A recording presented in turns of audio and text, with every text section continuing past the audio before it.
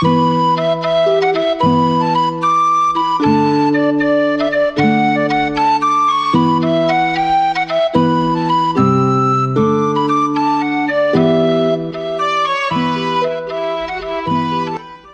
to the Highland Waves podcast, coming to you from Marshbrook Studios, located on a bank of the world-renowned Margaree River in Cape Breton, Nova Scotia, Canada.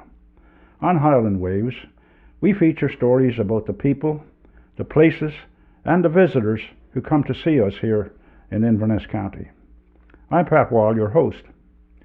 Our studio guest this morning is a former banker, Margaree postmaster, and for almost his entire life, a stained glass artist, Mr. Polycarpe LeBlanc, known to most locals as simply Polly. Welcome to Highland Waves, Polycarpe. Thank you, Pat. You're very welcome. You're a Margareer? I am, yes, born and raised. Born and raised. Perhaps you can tell us a little bit about your early life here in Margaree. Sure. I was the 11th of a family of 12. French, of course, French Catholic. Yes. Local. It was a pretty simple life. We didn't have a car or anything, so it was the only transportation was horse and wagon, which I could never borrow on a date. That never worked. But no, it was a good living though. My parents were farmers and fishermen and just basically homesteaders, and raised a large family and were well respected in the community. What was your post-secondary path? I went to Dalhousie University, studied business. I got a degree in commerce, and then from there moved on to working for the bank. Worked for the Royal Bank for a couple of years. Okay. Yep. Why did you leave the Royal Bank? I got involved with a land cooperative up in the Annapolis Valley, and they had a lot of principles that I kind of adhered to, so I ended up spending several years there actually, and that's where I became involved with stained glass. Oh, okay. And you've been doing stained glass most of your adult life. Yes. And between the bank and the stained glass atmosphere, how did you get to the post office? That was coming back to Margaree. My mother was getting quite elderly, and I wanted to spend some time with her before she passed. She was like in her early 90s at that time, and so I acquired a job. I got a job working in a restaurant locally in Margaree, and was able to come down for the summer to spend time with her. Unfortunately, she passed in the spring of that year, and so I never left. I ended up staying in Margaree. Kind of fell in love with the place and the surroundings, and so I ended up staying, and I've been here ever since. What did you enjoy most about working in the post office?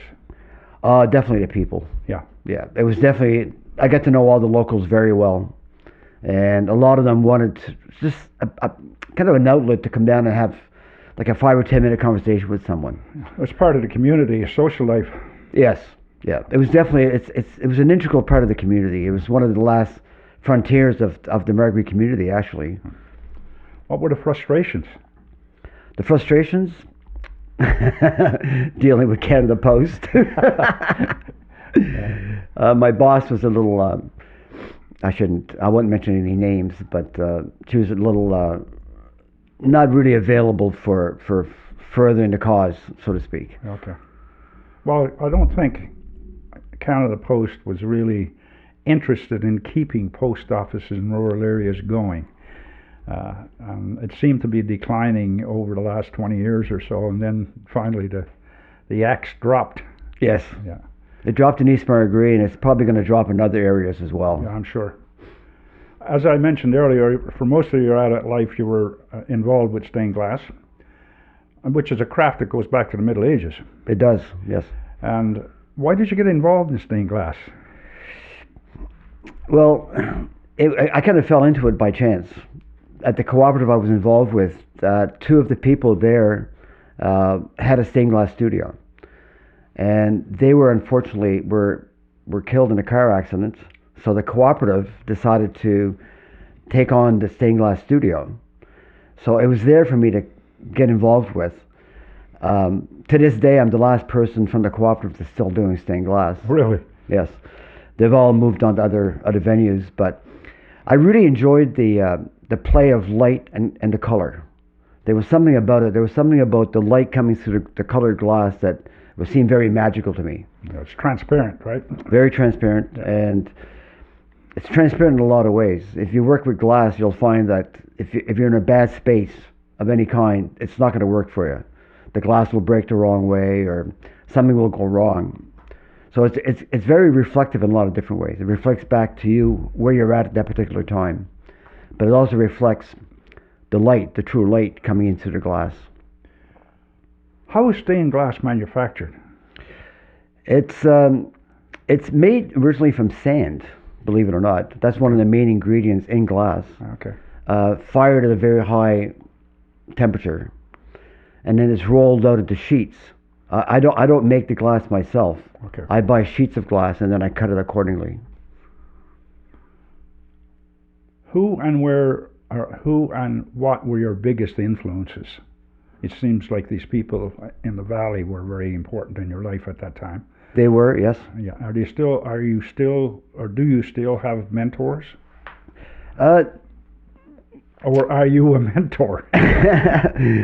I wouldn't say I've got any mentors right now. The people at the co-op definitely were. There was one guy in particular that was very good at what he did. So I learned quite a bit from him. And then when I was out west for a couple of years, like most Cape Bretoners have gone out west at some point, I picked up a part-time gig with a local studio. And the woman that ran the studio was exceptional at her work. She was very, very good at what she did. And she's transferred something to me. I'm not sure how she did it. Just being around her and seeing how she did her craft. I wouldn't even call her a craftsperson, but she was definitely an artist. And her husband was just as talented. He did a lot of sandblasting. I remember coming in one day and he had sandblasted in one piece of glass, the skyline of Edmonton, downtown Edmonton, which sounds almost impossible, but the guy had it made, and at the very last minute, the whole piece cracked. He left and never came back for 3 days. It was just so much work, but the two of them were very inspiring to me. Oh, can you share the story of the first piece you created? Yeah, I think the first large piece I created was at the co-op, and it was of a lion laying among the grass. It was quite a large piece. It took me a long time to make it. Okay. But it wasn't my own design. These days I basically create all my own designs. Okay. But did you do that piece for yourself, or did you do it for a client?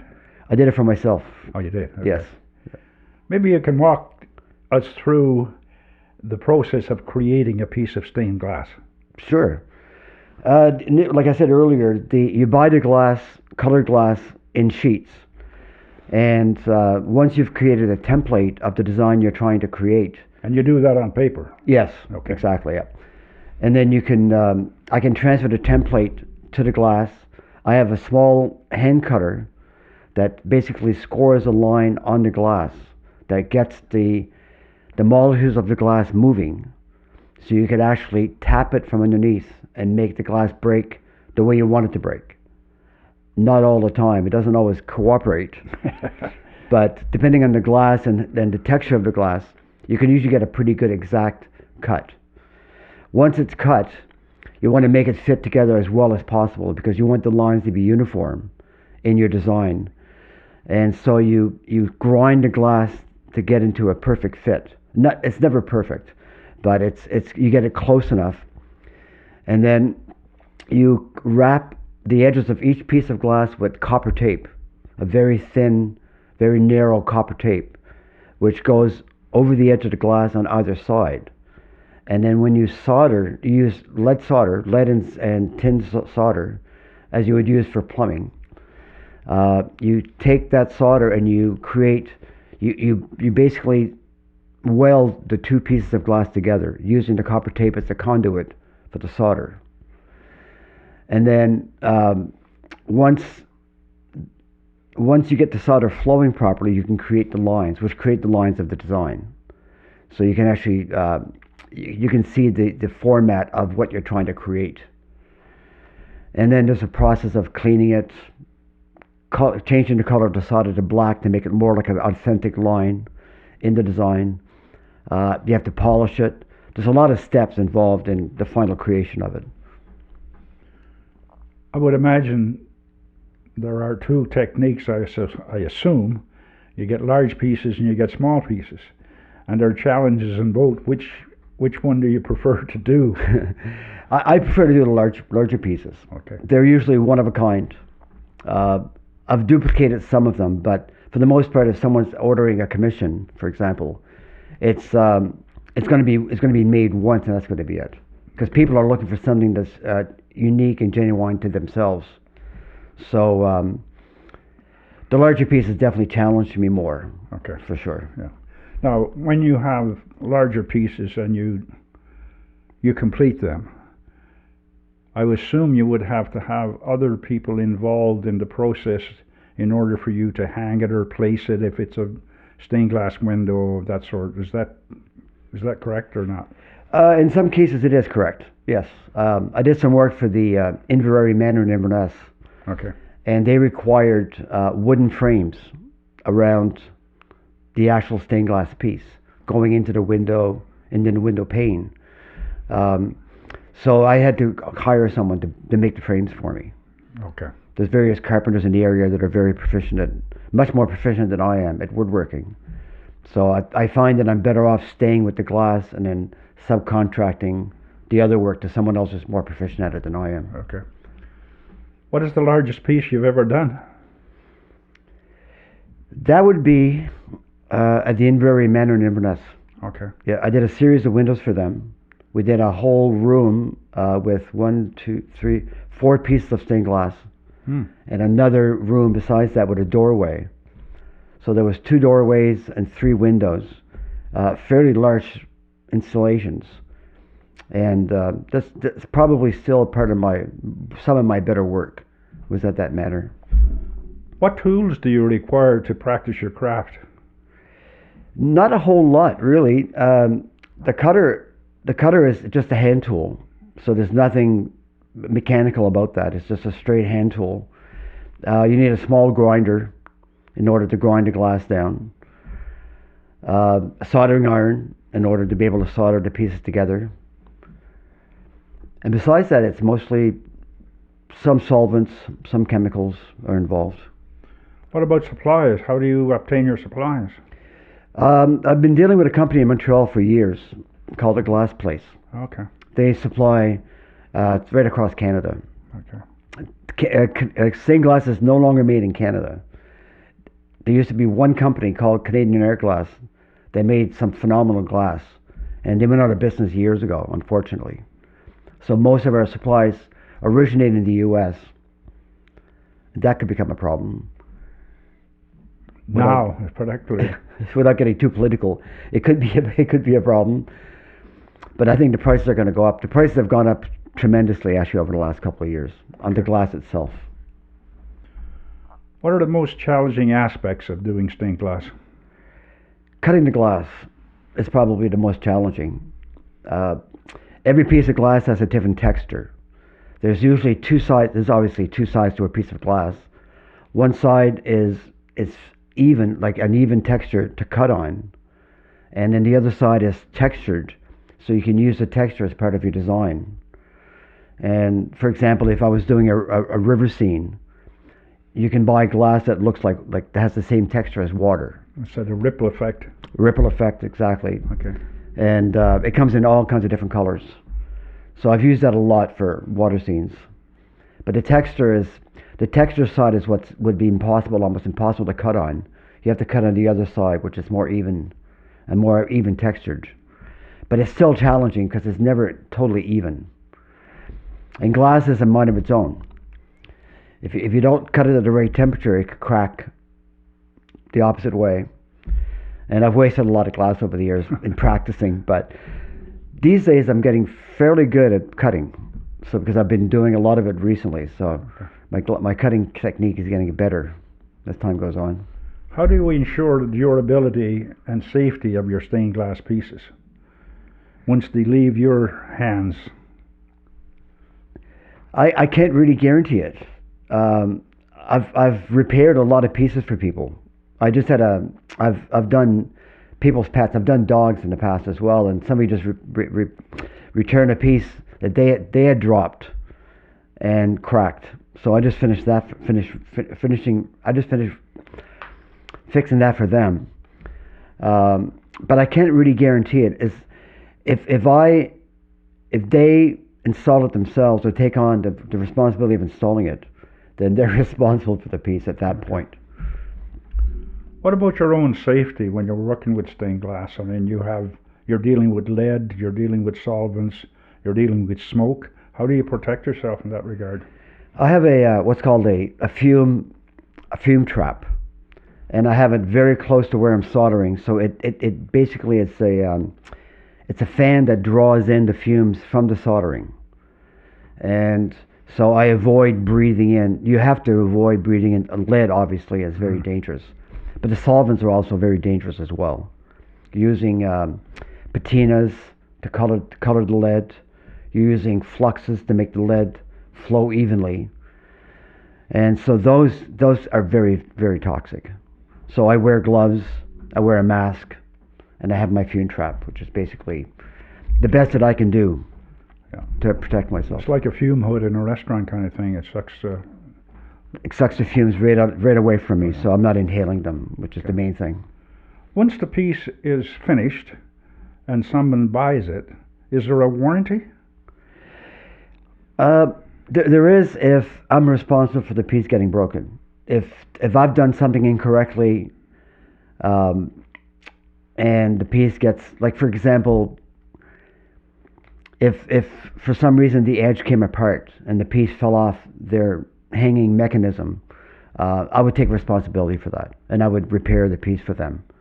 I warn people all the time not to use suction cups, because they'll use suction cups to hold small pieces to the window, and they eventually will fall. And once the suction cup is gone, the piece is on the floor, and it's usually broken. Yeah. What about restoration work? Like if somebody comes to you with an old piece, do you do restoration work? I do. I have in the past. I'm not crazy about it because I like creating something new. Mm-hmm.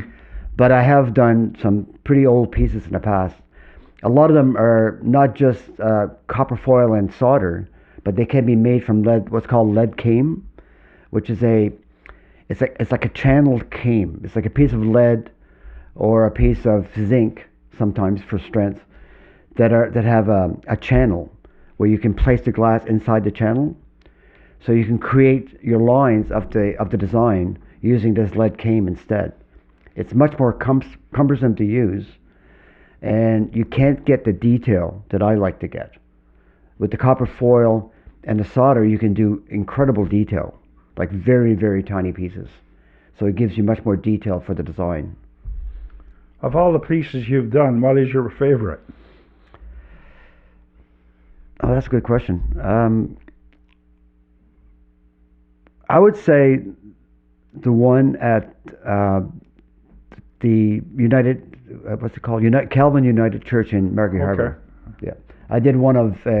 It's a view of Margaree Harbour looking from Belcote, looking towards the harbour.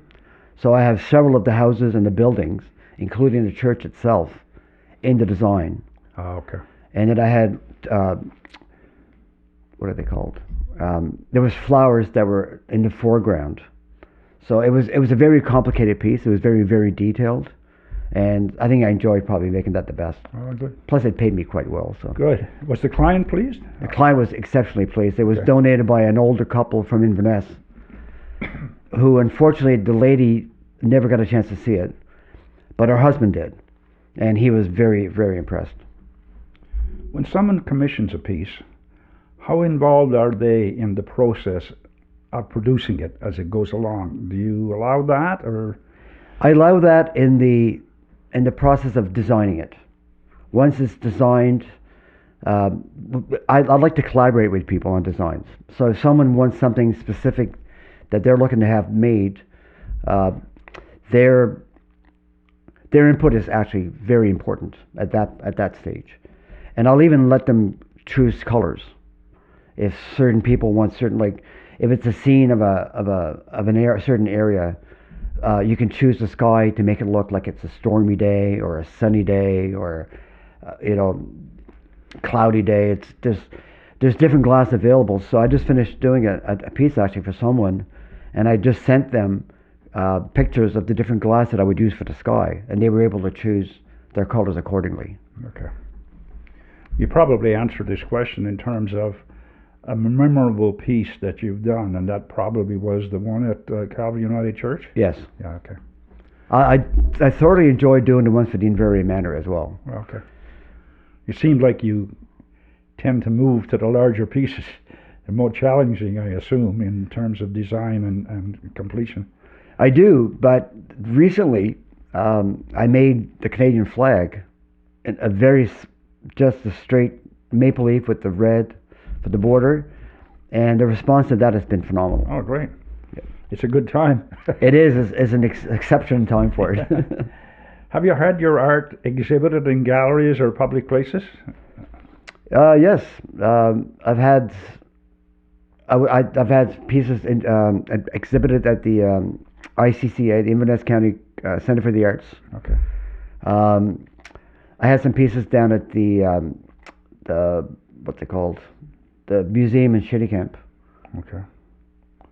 Whose name eludes me right at the moment, but. Okay. How do you get people to see your art? I mean, if you don't often do exhibits, how do you get people to see your art? I actually opened a studio at Margaree Forks years ago. Okay. And I was there for 3 years. A lot of people came through the studio at that point, but it's social media is very important, actually. Word of mouth as well. Word of mouth is huge. Okay. Yep. Are there any upcoming projects that you have on the go or getting excited about? I just finished making a couple of lobsters for a friend of mine, and that's taken off. I've already gotten orders from like 12 or 13 of them. Okay. So, is stained glass increasing in popularity? It is, and it's decreasing in availability. There's not a lot of people available that are still doing stained glass. Okay. Yeah. So it seems like to me you're busy right now. I am. Yeah. I am. Okay. Yeah, it's been. I've had a lot of support from the local people. Okay. Like the people in Cape Breton have been great. Okay. People have tracked me down. There's a lady in Shittycamp who does a bit of stained glass, but she only does specific stained glass. So whenever she gets a referral, she'll refer them back to me. So people are very supportive. Despite the challenges with supplies, etc., what do you think the future is for stained glass? I think there's a great future for it. Really? I really should. I've been asked many times to offer classes, and that's how you find other people that have the aptitude for making it. If you find, in a class of 4 or 5 people, you might find one person who's kind of keen on learning more, and that's how I got involved, and that's how other people would get involved as well. Is there a demographic of people that are more interested in stained glass than others? Well, not really. No. There's quite a variety of people that are involved, actually. Pretty universal. It is. Okay. People love color, and they love stained glass. I was just told recently by someone who works at the Tourist Bureau that that's one of the things that the tourists are asking for specifically is stained glass. Mm. So that's very encouraging for me. Well, of course. What modern trends are influencing stained glass techniques today? The techniques are very traditional. They've been around for centuries. So there's not a lot. There's always new equipment being developed for cutting glass. Like you can use a bandsaw to actually cut glass. I have one. I never use it because I like the dexterity of using my own hands. Okay. I've noticed there are places doing what I understand is blown stained glass. Yes. I saw a place up on the Cabot Trail, I think, doing it last year. It was quite Yes. unique, actually. Very, very much so. Is that becoming quite It is. It is. popular? That's Glass Artisans on. I believe they're on the north shore of Cape Breton. Yeah. She actually has a gentleman who's come in and who actually does glass blowing. Yeah. So she has her own studio set aside just for him. Okay. And it's a beautiful art form. Yeah, I was amazed at it. I was standing there while they were doing it. It was quite interesting. Yes. What advice would you give people who want to get into stained glass as a career, for example? Well, try to find yourself someone who's going to teach you initial Yeah. class. Yeah. With initial class, you get the supplies supplied, and you get to use their equipment. I wouldn't. A lot of people. I've bought a lot of studios out of people that have gotten involved in stained glass Okay. and haven't pursued it very far. I would advise someone not to delve too much into buying a lot of equipment and supplies, because you may not stay with it. Okay. So if you can access somebody who's already doing stained glass, access their tools, access their supplies to make an initial piece, and see whether you have any kind of aptitude or desire to do it. Okay. Are there places that teach stained glass? No, but again, people have been bugging me to do it. Okay. So I'm going to have to do it at some point. There's certain people that have asked me like many times. Okay. Before we wrap up, is there anything you'd like to add? I'd like to thank anybody who's supported me over the years Okay. in my work. Yeah. It's kept me going. It's kept me interested in pursuing it, because Okay. it's become a part-time income for me, as well Okay. as an outlet for my creativity. Okay. Yeah, basically just keep on calling me. Okay. So, how do people get in touch with you? Do you have a website? Not at the moment.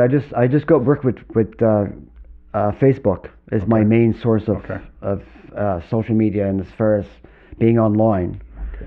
But I can send people pictures of my work. I have a gallery of pictures of work that I've done in the past. Okay. Well, you can, if you wish, you can use your telephone number here so that people can contact you. Sure. 902-217-0902. And you can email me at Polycarpe, Polycarpe 3369 Okay. And do you have a storefront, or are you planning to have a storefront?